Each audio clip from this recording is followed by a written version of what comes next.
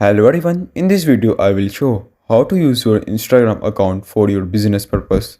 To use your Instagram account for business purpose, open your Instagram, go to your profile menu, tap on the three dot buttons, go to settings.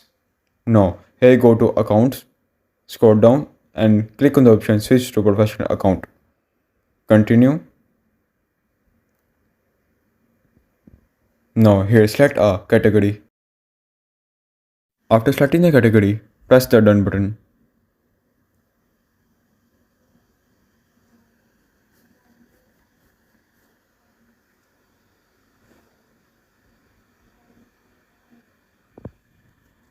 Now choose the option business and click the option next.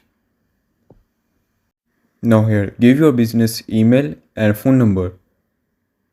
After providing this, set up your professional account.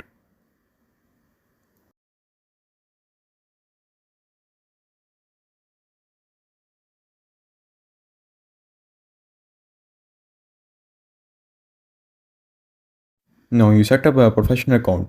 Click on the add tool. Here you can advertise your product on Instagram. Hope you like the tutorial how to use Instagram for your business purpose. If you like the tutorial, hit the like button. Thank you for watching the video.